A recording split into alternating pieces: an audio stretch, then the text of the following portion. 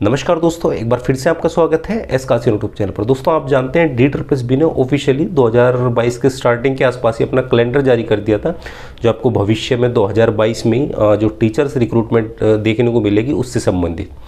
तो इसी के चलते आप में से काफ़ी सारे अभ्यर्थी मुझसे बार बार पूछ रहे हैं कि सर उस कैलेंडर के अनुसार अगर हम PGT की बात करें तो अब तक उसकी रिक्रूटमेंट आ जानी चाहिए थी फरवरी तक, और आपका फरवरी भी खत्म होने वाला है, मतलब ऑलमोस्ट खत्म ही हो गया आपका। ठीक है, तो अभी तक हमें रिक्रूटमेंट क्यों नहीं देखने को मिली। तो आज की वीडियो में जो आपको भविष्य में टीचर्स रिक्रूटमेंट देखने को मिलेगी DSSB की तरफ से, उससे संबंधित हम चर्चा करने वाले।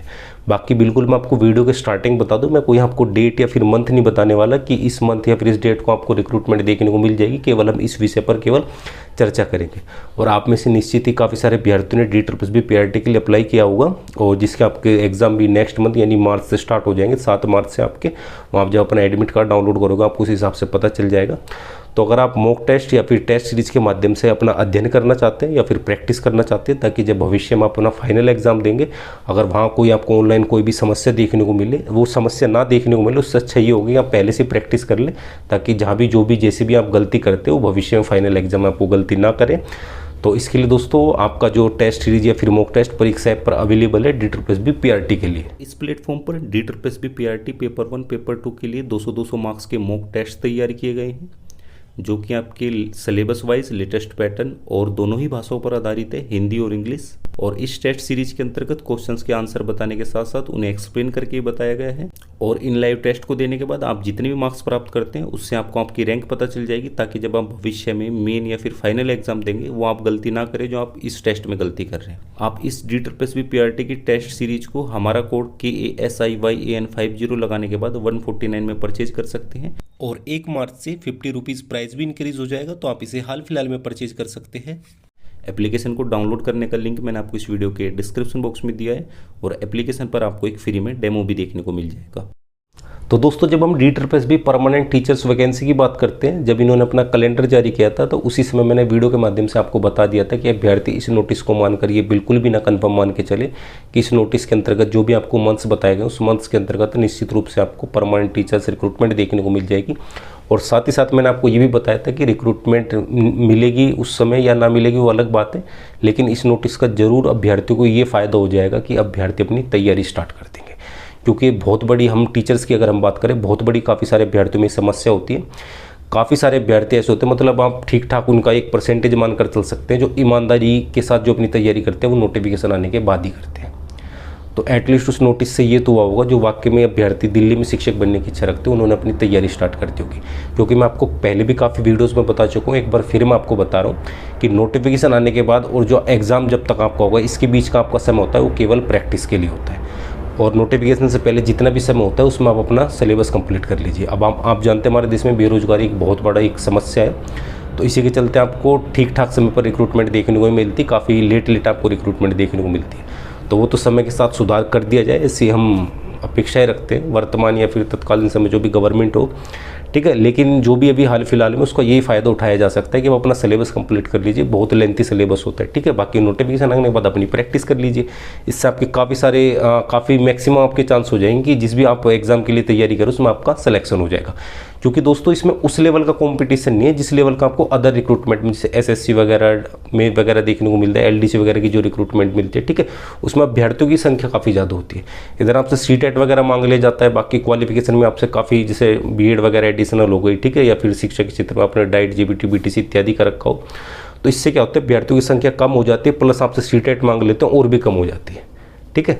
तो उतना कंपटीशन देखने को नहीं मिलता, तो इसलिए आप अपना सिलेबस कंप्लीट कर लीजिए। और मेरा यकीन मानिए दोस्तों, अगर आप अपना सिलेबस कंप्लीट करोगे तो बहुत ज़्यादा चांस हो जाएंगे आपके सिलेक्शन होने के। और टीचर्स रिक्रूटमेंट की जब हम बात करते हैं, आप जानते हैं इसमें सैलरी भी आपको ठीक ठाक देखने को मिलती है। और दोस्तों शायद से आपने ये भी सुना होगा, जो DSSB टीचर्स के RR होते हैं, रिक्रूटमेंट्स रूल्स होते हैं, उसमें परिवर्तन या फिर संशोधन के लिए इनकी मीटिंग्स हो रही है, या फिर आप बोल सकते हैं कि इनकी बैठकें हो रही हैं।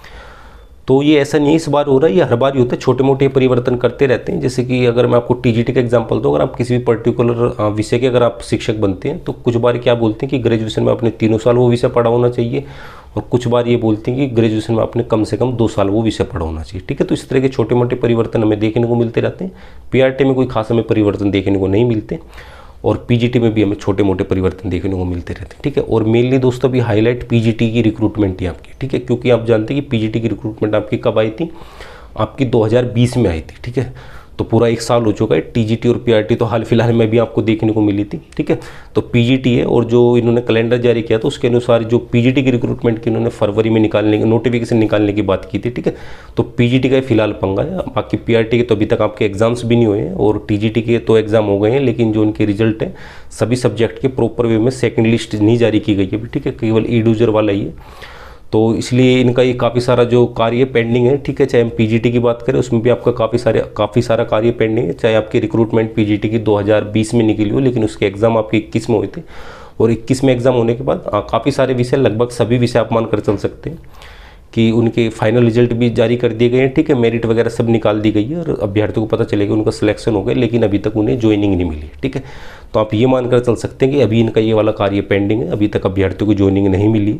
और साथ ही साथ जैसा अभी मैंने आपको थोड़ी देर पहले बताया, जो ये रिक्रूटमेंट्स के आरआर होते हैं, रिक्रूटमेंट्स रूल्स होते हैं, उसमें परिवर्तन या फिर संशोधन जो ये इनके लिए बैठकें कर रहे हैं, तो उसका भी अभी कोई हाल फिलहाल में अंतिम वक्तव्य नहीं आया है, ठीक है। तो इस तरह के छोटे मोटे कार्य अभी आपके पेंडिंग है।